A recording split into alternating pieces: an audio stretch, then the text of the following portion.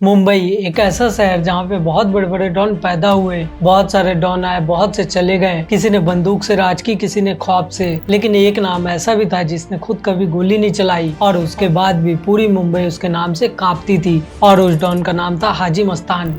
1 मार्च 1926 तमिलनाडु के कडलोर में एक बहुत ही गरीब किसान के घर एक बच्चे का जन्म हुआ और उसका नाम होता है मस्तान हैदर मिर्जा। और इतनी गरीबी कि कई बार इन्हें खाने को पैसे नहीं होते थे। और 1934 में 8 साल का मस्तान अपने पिता के साथ बॉम्बे आ जाता है और कंफर्ट मार्केट में साइकिल रिपेयर की दुकान में काम करता है। रात दिन मेहनत, लेकिन उसकी किस्मत कभी नहीं बदली। वो रोज महंगी घड़ियों को देखता और सोचता कि एक दिन उसके पास एक घड़ी होगी।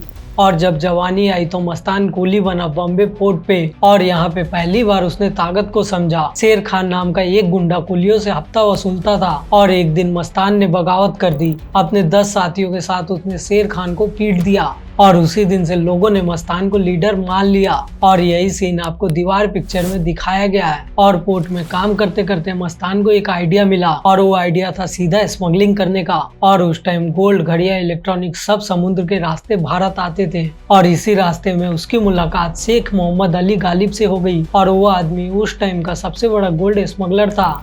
और मस्तान भी उसका माल बहुत ईमानदारी से संभालने लगा।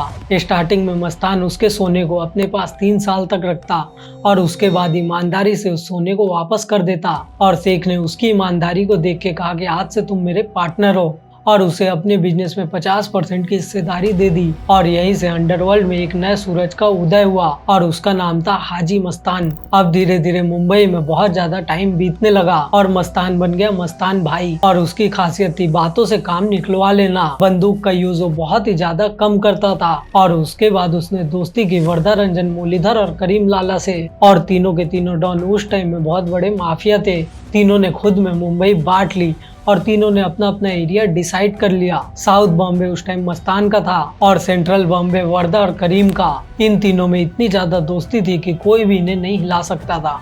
और मस्तान को फिल्मों से बहुत ही ज्यादा प्यार था। उसकी दोस्ती थी दिलीप कुमार, अमिताभ बच्चन, राज कपूर और धर्मेंद्र से। और आप जान के हैरान हो जाओगे कि दीवार और once upon time in Mumbai उससे इंस्पायर्ड थी। और उस टाइम में अमिताभ बच्चन उससे मिलने जाते थे ताकि वो उसके स्टाइल को सीख सके। और उसके बाद एक दिन मस्तान को मधुबाला से प्यार हो गया, लेकिन उसका प्यार हमेशा के लिए अधूरा रह गया और उसकी शादी हुई सोनी शर्मा से। और उसने अपनी वाइफ को भी स्टार बनाने की कोशिश की, लेकिन इसमें उसकी किस्मत ने साथ नहीं दिया। वो अंडरवर्ल्ड को जीत गया था लेकिन इश्क हार गया था। और उसके बाद 1975 में देश में इमरजेंसी आया, इंदिरा गांधी का दौर था और हाजी मस्तान को जेल जाना पड़ा। और यहीं पे उसकी मुलाकात जयप्रकाश नारायण से हुई और उस टाइम जेपी ने कहा कि गुनाह को छोड़ दो। मस्तान बदल गया, हज पे गया, उसके बाद राजनीति में वापस आ गया, पार्टी बनाई, चुनाव लड़ा, लेकिन वो हार गया। आप सोचो, अंडरवर्ल्ड का राजा राजनीति में फेल हो गया। और दूसरी तरफ एक और नाम उभर रहा था, दाऊद इब्राहिम का। स्टार्टिंग में दाऊद इब्राहिम इनकी गैंग का मेंबर था, लेकिन बाद में जाके उसने खुद की गैंग बना ली और उसने हाजी मस्तान को अपने रास्ते से हटाना स्टार्ट कर दिया। और दाऊद ने बिल्कुल अलग रास्ता अपनाया, डर, हथियार, जबरदस्ती, जो कि मस्तान को पसंद नहीं था। और धीरे धीरे दाऊद की गैंग बहुत ही ज्यादा मजबूत हुई और धीरे धीरे अंडरवर्ल्ड में उसकी पावर बढ़ती गई। और 1994 में हाजी मस्तान की मौत हो गई। एक ऐसा डॉन जिसने बिना गोली चलाए पूरे शहर पे राज किया। गरीबी से उठ के वो मुंबई का सबसे बड़ा डॉन बना और उसके बाद उसने अपनी कुर्सी को डायरेक्ट छोड़ दिया और उसने पूरे देश को सिखाया ताकत सिर्फ हथियार से नहीं बल्कि किरदार से भी बनती है। और मुंबई में आज भी उसका नाम इज्जत से लिया जाता है। वो एक ऐसा डॉन था जिसे आज भी लोग भुला नहीं पाते हैं। और अगर आपको ये वीडियो पसंद आया तो इस वीडियो को लाइक, शेयर और चैनल को सब्सक्राइब जरूर करना। मिलते हैं आपसे आने वाले अगले वीडियो में, तब तक के लिए बाय और जय हिंद।